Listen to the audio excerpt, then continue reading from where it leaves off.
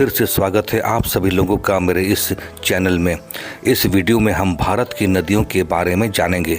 भारत की नदियों का हमारे जीवन में बहुत बड़ा महत्व है। वे केवल जल का स्रोत नहीं बल्कि देश की कृषि, अर्थव्यवस्था, संस्कृति और पर्यावरण की आधारशिला है। नदियां भारत की जीवन रेखा हैं। वे देश की आर्थिक प्रगति, खाद्य सुरक्षा, संस्कृति और पर्यावरण के लिए अत्यंत आवश्यक है। इसलिए नदियों को स्वच्छ और सुरक्षित रखना हमारा कर्तव्य है। आइए यहाँ हम लोग मुख्य रूप से गंगा नदी, सिंधु नदी, यमुना, ब्रह्मपुत्र, सतलुज, कृष्णा, कावेरी, नर्मदा, गोदावरी आदि हिमालयी नदियों और प्रायद्वीपीय नदियों के बारे में जानेंगे। तो आइए वीडियो शुरू करते हैं। दोस्तों, आज हम लोग भारत की नदियों के बारे में जानेंगे जो हर तरह की प्रतियोगी परीक्षाओं के लिए बहुत महत्वपूर्ण है। भारत की नदियों को दो प्रणालियों में बांटा जा सकता है। एक है हिमालयी नदियाँ जो 12मासी होती हैं। इन नदियों में गंगा, सिंधु, ब्रह्मपुत्र, यमुना आदि नदियाँ आती हैं और ये नदियाँ साल भर बहती हैं। दूसरी है प्रायद्वीपीय नदियाँ जो मुख्य रूप से वर्षा पर आधारित हैं, जिसमें कृष्णा, कावेरी, नर्मदा, महानदी आदि आती हैं। तो आइए इस वीडियो में हम इन नदियों के बारे में विस्तार से जानेंगे। गंगा नदी।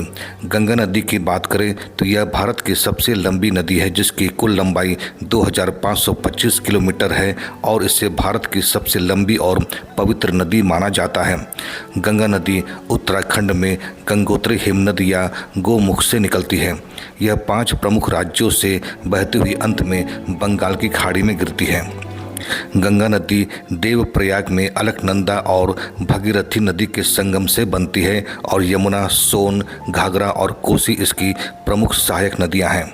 हरिद्वार से यह मैदानी भाग में प्रवेश करती है और पश्चिम बंगाल में फरक्का बैराज से 2 भागों में बढ़ जाती है, जिसमें हुगली नदी भारत के बंगाल में और पद्मा नदी के रूप में बांग्लादेश में बहती है। यमुना इसकी सबसे बड़ी सहायक नदी है। गंगा नदी के किनारे बसे हुए बड़े शहरों में से है ऋषिकेश, हरिद्वार, प्रयागराज, वाराणसी, पटना और कोलकाता। अब बात करते हैं सिंधु नदी की। सिंधु नदी तिब्बत में मानसरोवर झील के पास कैलाश पर्वत श्रृंखला में बोखरचू ग्लेशियर से निकलती है, जो लगभग 5182 मीटर की ऊंचाई पर है। इस नदी की लंबाई 3000 किलोमीटर से अधिक है। सिंधु नदी भारत में लद्दाख के दमचोक के पास प्रवेश करती है, फिर पाकिस्तान से होकर अरब सागर में गिरती है। इसे सिंध खंबान अर्थात शेर का मुख भी कहा जाता है। अगर सहायक नदियों की बात करें तो सिंधु नदी की प्रमुख सहायक नदियों में झेलम, रावी, चेनाब, सतलुज और व्यास है। आपको बता दें कि सिंधु नदी का अधिकांश भाग पाकिस्तान में प्रवाहित होता है और यह नदी पाकिस्तान की राष्ट्रीय नदी है। अंत में सिंधु नदी कराची के पास विशाल सिंधु नदी डेल्टा के माध्यम से अरब सागर में गिरती है।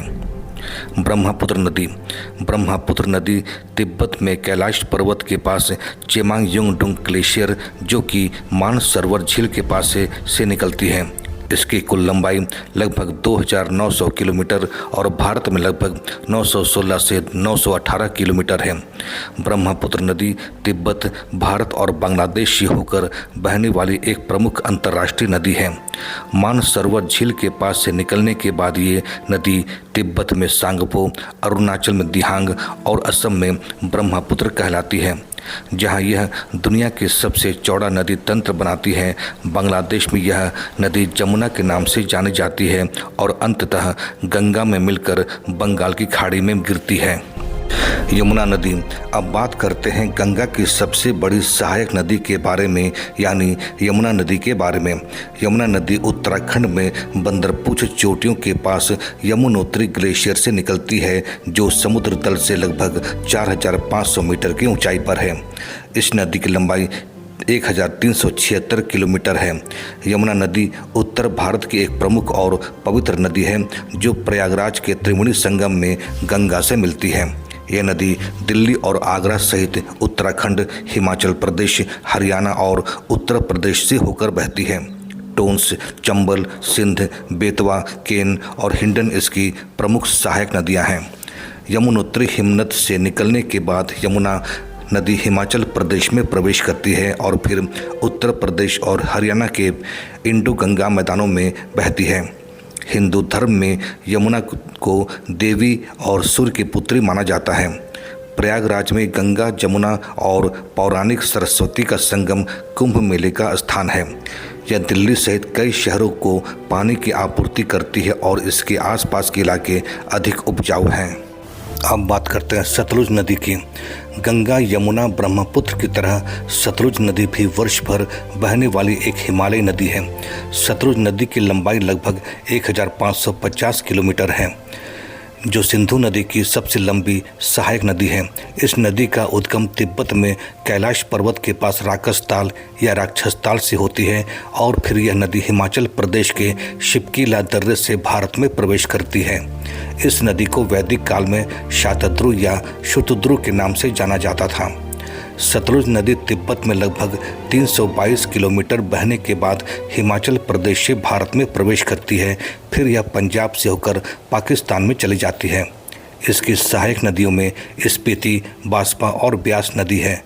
पंजाब में स्थित हरिके नामक स्थान पर यमुना नदी में सतलुज और ब्यास नदियाँ मिलकर संगम बनाती है। इस संगम के पास हरिके बैराज स्थित है, जहां से भारत की सबसे लंबी नहर इंदिरा गांधी नहर निकलती है। पाकिस्तान में यह नदी चेनाब नदी से मिल जाती है और अंततः सिंधु नदी में विलीन हो जाती है। अगर सतलुज नदी की आर्थिक महत्व की बात करें तो यह पंजाब की कृषि के लिए रीढ़ की हड्डी है, जो भाखड़ा नहर के माध्यम से पंजाब, हरियाणा और राजस्थान में सिंचाई प्रदान करती है। सतलुज नदी पे बने प्रमुख बांध और परियोजनाएं हैं पंजाब में भाखड़ा नांगल परियोजना, हिमाचल प्रदेश में नाथवा झाकरी बांध और हिमाचल प्रदेश में ही कोल डैम बांध। लेकिन चिंता की बात यह है कि लुधियाना जैसे औद्योगिक शहरों के कारण नदी के पानी में प्रदूषण एक बड़ी समस्या है। चलिए अब भारत की कुछ प्रमुख प्रायद्वीपीय नदियों के बारे में जानते हैं, जैसे महानदी, गोदावरी, कावेरी, नर्मदा और कृष्णा नदी। तो बात करते हैं पहले महानदी। महानदी का उद्गम छत्तीसगढ़ के धमतरी जिले में सिहावा पर्वत श्रेणी से होती है और इसकी लंबाई लगभग 858 से 900 किलोमीटर है। इस नदी का मुख्य प्रवाह क्षेत्र छत्तीसगढ़ और उड़ीसा है और यह प्रायद्वीपीय भारत की तीसरी सबसे बड़ी नदी है। शिमनाथ, हसदेव, माड, ईव, ओंग, तेल जो कि महानदी की सहायक नदियां हैं। महानदी छत्तीसगढ़ और उड़ीसा में बड़े कृषि क्षेत्रों को पानी प्रदान करती है, जिससे यह क्षेत्र उड़ीसा का कटोरा कहलाता है। इस नदी का जल ग्रहण क्षेत्र छत्तीसगढ़, मध्य प्रदेश, उड़ीसा, झारखंड और महाराष्ट्र तक विस्तारित है। महानदी के कुछ पौराणिक नाम भी हैं, जैसे नीलोत्पला, चित्रोत्पला, कनकनंदनी और महानंदा।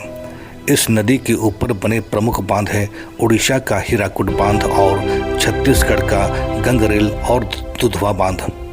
महानदी का बेसिन उत्तर में मध्य भारत की पहाड़ियों, दक्षिण और पूर्व में पूर्वी घाट तथा पश्चिम में मैकाल पर्वतमाला से घिरा है। महानदी उड़ीसा की जीवन रेखा कहलाती है और कृषि के लिए एक विशाल क्षेत्र को सिंचित करती है। इस नदी के किनारे बसे मुख्य शहरों में रायपुर, संबलपुर, कटक और भुवनेश्वर जैसे प्रमुख शहर हैं। महानदी पूर्व की ओर मुड़कर यह कटक के पास उड़ीसा के मैदान में प्रवेश करती है और कई धाराओं के माध्यम से फॉल्स पॉइंट के पास बंगाल की खाड़ी में मिल जाती है। गोदावरी नदी। गोदावरी भारत में गंगा नदी के बाद भारत की दूसरी सबसे लंबी नदी है और प्रायद्वीपीय भारत की सबसे बड़ी नदी है। इस नदी की कुल लंबाई 1465 किलोमीटर है। इस नदी को दक्षिण गंगा या बूढ़ी गंगा के नाम से भी जाना जाता है। गोदावरी नदी पश्चिमी घाट में महाराष्ट्र के नासिक जिले में ब्रह्मगिरी पर्वत में त्र्यंबकेश्वर से निकलती है। यह नदी महाराष्ट्र में 48.6%, तेलंगाना में 18.8%, छत्तीसगढ़ में 10.8%, ओडिशा में 5.7% और आंध्र प्रदेश में 4.5% भागों में बहती है।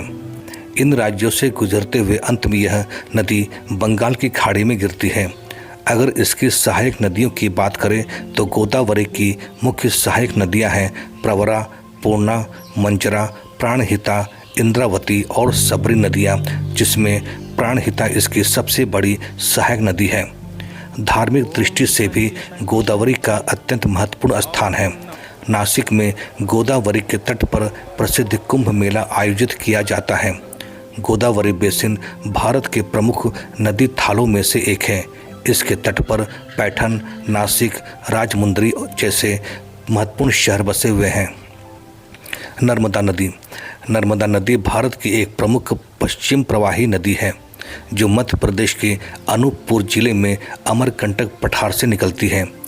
इस नदी की कुल लंबाई 1312 किलोमीटर है। नर्मदा नदी न केवल भौगोलिक रूप से बल्कि सांस्कृतिक और आर्थिक रूप से भी भारत के लिए अत्यंत महत्वपूर्ण है, जो सिंचाई और जल विद्युत का एक बड़ा स्रोत है। नर्मदा नदी की अपवाह क्षेत्र की बात करें तो यह नदी मध्य प्रदेश, महाराष्ट्र और गुजरात में बहती है और पश्चिम दिशा की बहती हुई अरब सागर में गिरती है। इस नदी को मध्य प्रदेश की जीवन रेखा भी कहा जाता है। नर्मदा नदी विंध्याचल और सतपुड़ा पर्वत श्रृंखलाओं के बीच एक भ्रंश घाटी में बहती है। अगर सहायक नदी की बात करें तो नर्मदा नदी की मुख्य सहायक नदियां हैं तवा, बरना, कोलार, बंजर और दूधी नदियां। इस नदी पर बने प्रमुख बांध है मध्य प्रदेश में इंदिरा सागर बांध और गुजरात का सरदार सरोवर बांध। धार्मिक दृष्टि से भी इस नदी का विशेष महत्व है। इस नदी को मां नर्मदा, रेवा या शिवपुत्री भी कहा जाता है। नर्मदा नदी के पास जो प्रसिद्ध विश्व विख्यात स्थल है वह है जबलपुर का धुआंधार जलप्रपात और गुजरात में स्टैचू ऑफ यूनिटी। अब बात करते हैं कृष्णा नदी की। कृष्णा नदी दक्षिण भारत की एक प्रमुख और प्रायद्वीपीय भारत की दूसरी सबसे लंबी नदी है। इस नदी की कुल लंबाई लगभग 1400 किलोमीटर है। कृष्णा नदी महाराष्ट्र के सतारा जिले में महाबलेश्वर के पास सह्याद्री पर्वतमाला से निकलती है। यह नदी पश्चिमी घाट से निकलकर महाराष्ट्र, कर्नाटक, तेलंगाना में बहती है और आंध्र प्रदेश में डेल्टा का निर्माण करते हुए बंगाल की खाड़ी में गिरती है।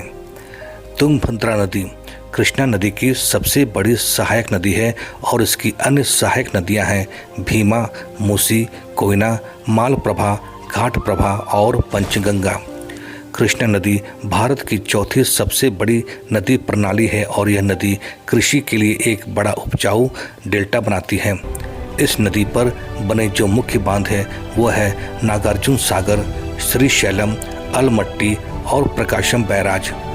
कृष्णा नदी की सहायक नदी मूसी नदी के किनारे ही तेलंगाना की राजधानी हैदराबाद स्थित है।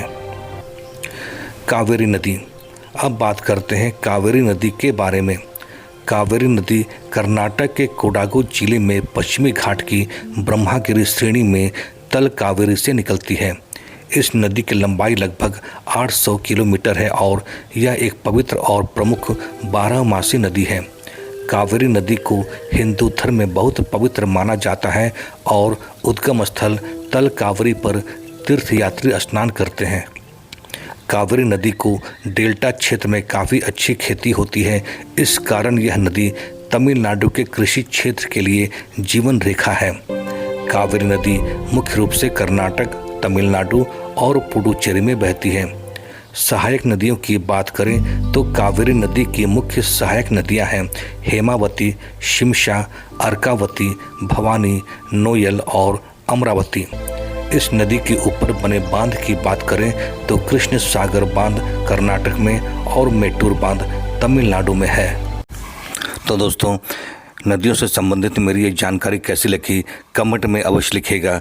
अगर आप मेरे चैनल में नए हैं तो इस चैनल को सब्सक्राइब कीजिएगा और वीडियो को अपने मित्रों को, दोस्तों को शेयर कीजिएगा और इस वीडियो को लाइक कीजिएगा। धन्यवाद।